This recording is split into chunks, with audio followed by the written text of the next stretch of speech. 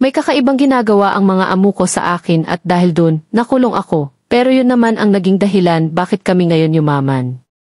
Yes, tama kayo nang narinig dahil sa ginawa ng mga amo ko yumaman ako. Marami sa mga nag-a-abroad na tapos na lang ang kontrata nila nang wala man lang naipon, yung iba nga sa pag-a-abroad na din tumanda. Pero kahit ilang taon pa tayong mag-abroad kung maliit lang ang sweldo at ikaw lang inaasahan ng pamilya, wala ka talagang maipupundar. Nangyari ito 4 na taon na ang nakalilipas, nagtrabaho ako noon bilang isang kasambahay sa bansang Dubai. Actually kauwi ko lang last month at sakto dumaan ang page ni Ma'am Rocky sa Facebook ko, kaya naisipan ko din mag-confess, dahil walang ibang nakakaalam ng tunay na nangyari sa akin doon sa Dubai ng nakaraang 4 na taon. Isang British at Russian ang mga amo ko, sa una okay naman ang pakikitungo nila sa akin, not until one day, nagsimula na silang pagdamutan ako ng pagkain at pati pasweldo sa akin, kulang-kulang na at kung minsan alternate pa. Hindi sila mahilig magluto at asa na lang sa pag-order sa online. Kung yung ibang employer dinadamay sa pagkain ang mga katulong nila ako, hindi, kasi makakakain lang ako kapag may tira sila at kung wala, tiis ako sa kubos at tsaa. Hindi din sila mahilig sa kanin kaya talagang inaabot ako ng panginginig dahil sa gutom. Isang beses naglilinis ako noon ng room nila nang may makita akong mga kamera na nakatutok sa mismong higaan nila, nakaset yun na para bang mai-shooting. Sa totoo lang Ma'am Rocky, hindi sila basta-basta nagpapalinis ng kwarto nila, napakadalang as in suntok sa buwan. Pagkatapos ko maglinis sa kwarto ng mga employer ko, sakto naman ang pagdating nila. Sobrang saya nila at maraming pinamiling mga damit, meron pang mga maskara na akala mo ay a-attend ng costume party. Kinagabihan lumapit sa akin yung madam ko, sabi niya kung pwede ko daw silang samahan mamaya sa kwarto nila, nagtanong pa ako tanong ko bakit. Sagot lang ng madam ko, basta daw malalaman ko daw ang sagot pag nandun na ako mamaya. Kinagabihan, nagpunta na nga ako sa kwarto ng mga amo ko, alam nyo ba guys nagulat ako kasi yung mga amo ko nakasuot ng panghalay na damit. Yung amo ko na lalaki walang saplot pang itaas pero nakamaskara siya, ganun din si madam. Nakasuot siya ng damit na nakikita ko lang sa mga babae na nag-work sa club, in short, para silang gaganap sa isang eksenang malaswa ang tema. Natulala ako saglit, kasi bakit pa nila ako kailangan kung magtsutsuksakan lang naman sila diba? Napansin yun ng madam ko, kaya nilapitan niya ako agad, binigay niya sa akin ang isang kamera, at sabi niya hawakan ko daw yun at itutok sa kanilang mag-asawa habang ginagawa ang paglalampungan nila. Wala naman akong magawa kasi pag di ako sumunod mas lalong hindi nila ako pasasahurin, kaya ang ending, kahit nasusuka ako sa mga ginagawa nila, tiniis ko. Ganon ang set namin tuwing Lunes, Miyerkules at Biyernes ng gabi, nasanay na lang ako sa mga nangyayari.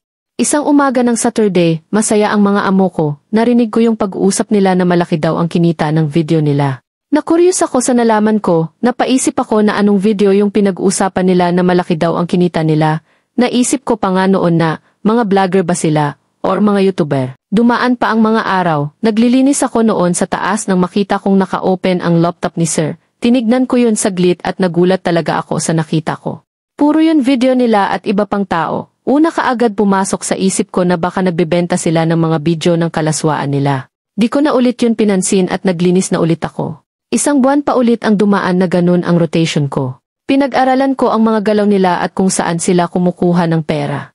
Kasi simula noong malaman ko yung ginagawa nila sa kwarto nila, lagi na silang lumalabas at nagha-happy-happy habang ako nakakulong sa bahay nila. Eksakto pa 1 taon ko noon sa kanila, marami na akong nalaman sa mga ginagawa nila at confirm na nagbebenta sila ng mga video nila sa black market. Sa website ng mga taong mahilig sa palabas na mailampungan. At bawat ginagawa nilang video paldo talaga ang kinikita nila. Nakita ko kasi isang beses yung bag ng madam ko. Punong-puno yun ng pera. Doon na nabuo ang plano ko.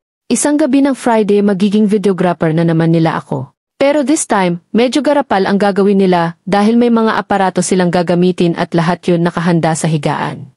At di nga ako nagkamali, that night kakaiba yung eksibisyon na ginawa ng mga amo ko. Nakakanginig ng laman. Kasi pakiramdam ko ako yung hinahampas habang nakagapos, tapos ginagamitan pa ni Sir ng vibrator. Noong matapos na sila sa ginagawa nila, agad na may tumawag sa amo kong lalaki. Ako naman ay nagpaalam na nalalabas na ng kwarto nila.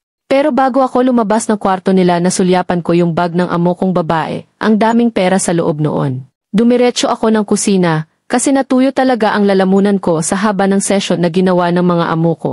Bigla pa akong nagulat kasi biglang nagsalita ang madam ko at may inoffer siya sa akin. Sa Lunes daw hindi na lang sila ang gagawa ng video, kasi isasama na din daw nila ako. Threesome daw kami dahil yun ang request ng mga parokyano ng mga amo ko.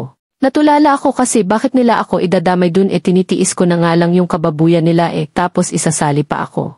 Pero alam nyo, wala akong nagawa kundi umuo na lang kasi kung hindi ako, ibebenta daw nila ako sa kakilala nila. Natakot ako kasi baka kung saan nila ako dalhin kaya kahit ayoko umuo na lang ako. Pero bumuo ako ng plano, hindi ako makakapayag na pati ako babuyin nila. Habang naghihintay ako na makatulog sila nag-search muna ako kung saan ba ang pinakamalapit na embassy at sinib ko ang address at telephone number nila. Nag-ayos na din ako ng damit sa maleta ko, yung importanteng damit at gamit lang, buo na ang loob ko na tumakas, pero hindi ako papayag na aalis ako doon nang hindi man lang nila binibigay ang sweldo ko. 2 oras ang nakaraan umakyat na ako sa taas kasi wala na akong naririnig na maingay. Confirm, tulog na ang mga amo ko. Swerte ko lang kasi nakabukas ang pintuan ng kwarto nila. Pumasok ako doon at hinanap ko yung bag ni Madam na nasulyapan ko kanina nung nagsisession pa sila. Swerte lang kasi nakita ko yun at malapit lang sa pinto kaya dahan-dahan akong pumasok para abutin yun.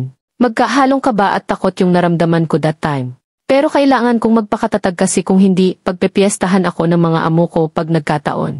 At sa wakas nakuha ko yun kaya di na ako nagpatumpik-tumpik pa. Kinuha ko kaagad ang mga gamit ko at dumaan ako sa bintana sa may kusina. Kahit alam kong delikado dahil gabi na, tumuloy pa din ako. Lakad at takbo ang ginagawa ko papalayo sa bahay ng mga amo ko. Thanks God na lang kasi kahit ganun mga amo ko di nila kinuha sa akin ang passport at ID ko. Sa kakatakbo ko di ko alam kung nasaang lugar na ako. Kinakabahan talaga ako kasi baka mamaya may kumuha naman sa akin at bigla na lang akong isakay kasi may ganun na pangyayari kaya nakakatakot talaga.